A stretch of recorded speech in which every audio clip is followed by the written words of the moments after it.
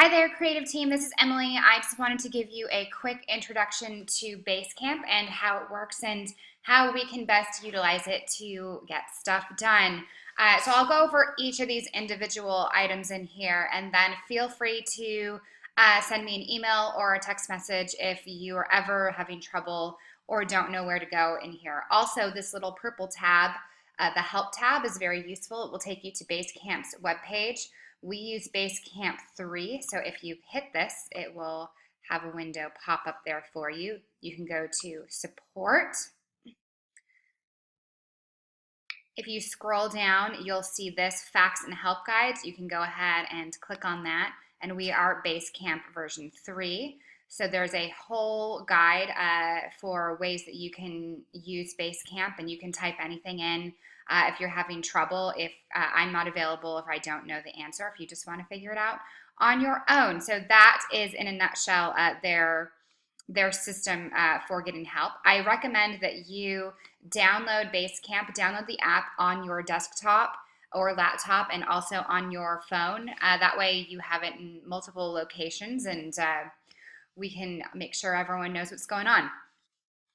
So the first thing I'll look at here is if you go up to your little profile picture, you can have notifications and you can have them turned on or off. You can change them in your settings. So you can have them notify you about everything or only notify you when someone pings or mentions you. So if you're just involved in certain projects, then this might be a better option for you. And you can choose how. So you can have them send you emails, pop notifications. You can also have them show you the number of unread items on your page and also when. I prefer that you have it on always, just because since we tend to all have a little bit different schedules and you guys are all working a lot on Sundays, obviously, that we don't want it to just be limited during the work week. So in case there's anything that comes up that's an emergency, you're aware of it. So that is your notifications. If you go ahead and click on Basecamp, so we are a creative team, that's what should pop up right under yours. If you click on just any of these icons, it will show you who has access to this Basecamp, and we are known as the creative team. This is the list of everyone who's in here currently. We can go ahead and edit job titles as we go, and if you don't have a picture in, go ahead and pop a photo of you. It kind of helps us, see who's who, especially if someone who's all the way in Nashville and doesn't get to see your faces all the time. It's kind of a nice little touch.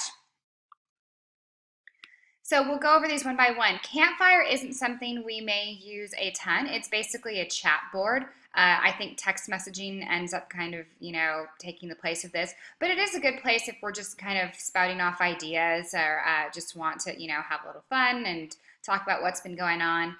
This is something that you can use for that. The message board, we don't have any messages in here right now, but if we ever wanted to kind of have an ongoing conversation, maybe about an upcoming project to gather ideas, we can use this page as well. The meat and potatoes of your Basecamp existence is going to be right here in to do and schedule.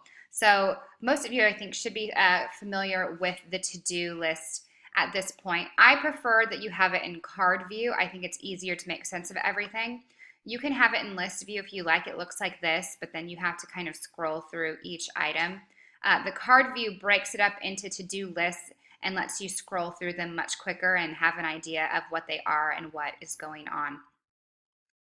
So what's going to be in here mostly at the moment is tech requests, and I will be doing a separate video where we go over the tech requests in detail. But let's just go over one of these in general very quickly, and this is the one that we'll use when we do the training video for those. But a to-do list will have a title, and then it will have items that are assigned or not assigned to each person. So you can have it set up to notify you when you're mentioned, and this would be one of those cases. So for example, I should get a notification that it's my job to send a follow-up email. When we go to these, you can mark them as done when they're completed, and you can do that by clicking here, or you can do it by clicking here. We can also rearrange these in different orders if we choose to. I'm sure you guys are going to be laughing at how many of these start coming in through this video. What you can also do here is add a due date. So we could add this to the schedule, due on, and set a due date for these items. if we need to, you can click on them and add more notes to these sections if it's something that you're doing, or if you just want to add a comment as well, we can do that. And I will go over those a little more detailed in that tech request video. But so these will all show up in a list format, and when we put due dates on them, they will also show up on the schedule. So it will show you what's coming up. So we know that today we've got a few things to do. So we're testing the ticket system, which we've been doing, so we're pretty much good there. I'm designing a survey and evaluation for those tech request systems that my goal is to have done today. So it will let you know when things are late that are your job also. So that's kind of a good thing to be aware of.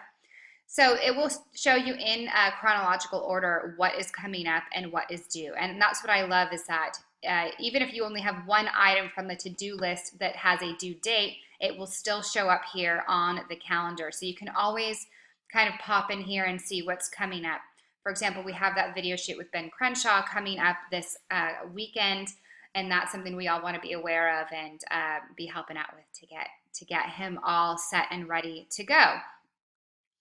Automatic check-ins. This isn't something that we're currently using, but it's something that we might want to talk about using in the future. A little more for those, creative blue sky meetings or brainstorming or just getting ideas out. For example, we could set one that says, what are you working on? Did you see anything great lately that inspired you? If we turned this on, and we can edit this, and it would ask everyone this question on, say, Friday at 5 p.m. or whenever we wanted to set that time up. And you could then check in with this and write some comments on there. So that's something we can talk about possibly utilizing in the future. And the last tab here is docs and files. So if we ever have any documents that we want to share with each other, I started using a Google Doc, but finding out that we can't all get in there to edit it if we don't have are using a Gmail account for that. So I will do a little more research on something that will allow us to file share, so that if we post documents, for example, I'm working on a creative team service planning monthly calendar template.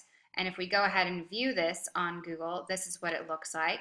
We could basically have series planned out in advance, so it would have what the week is, what the message series is, the title of the message as we get them in, what the emphasis is, if we have any special service elements, any special events that are going on that week, and what our social and marketing emphasis would be.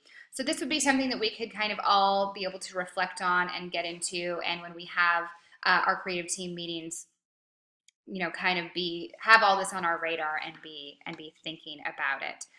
So documents is always really helpful, and we can do individual groupings of documents. So for example, this is a different tab for creative team calendar. I will probably add a weekly and annual calendar in here as well at some point, but you can also just hit start a new doc, and you can start a document in here, and that's something that we can all get into edit, but it's very limited on what you can do as far as charts and formatting and all that good stuff.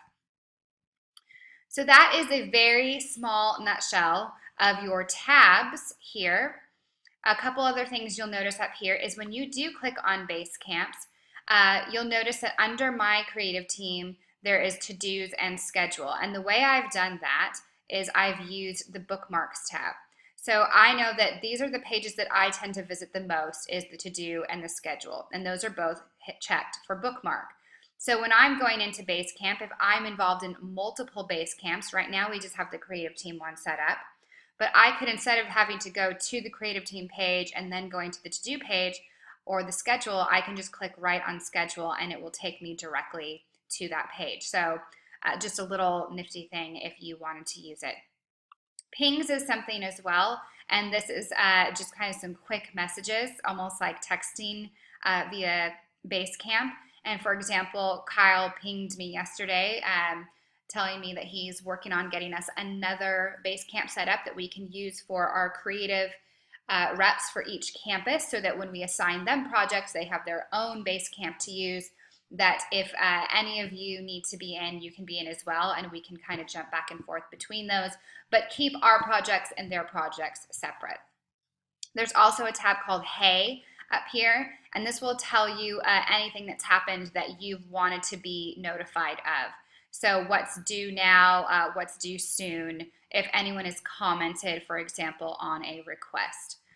Also, you can use this Find tab. So for example, if I wanted to see everything that involves the video shoot with Ben Crenshaw, I could type his name in and hit go, and it would pull up any events or to-do lists or even files if we had any files that had his name in them. So we can see everything that's relevant to that project or that person or that campus, however we're sorting it for whatever project we're doing. And the last thing I want to go over is reports. So reports is a cool thing to kind of keep all of us on top of what we're doing. For example, you can go in and show what's overdue, and yay, we have nothing overdue at this time, but that's probably because we haven't put due dates on a lot of items yet. But you can see what's coming up or due soon. And so it will run a report for that, which is basically almost what the calendar is doing as well. You could also see what's on someone's plate.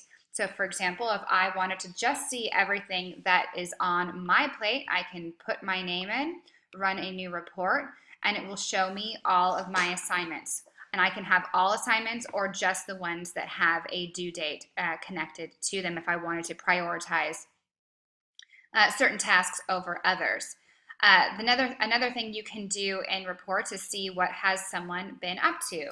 So for example, if we check out Kyle and see what tasks he's completed, it's going to show yesterday all the things that he's done, all the comments that he's added in as well. So kind of a cool thing if we want to see, where we're all at as a team. So that is Basecamp. If you have any questions about how any of this works, please let me know, and I hope that you get in there and enjoy using it.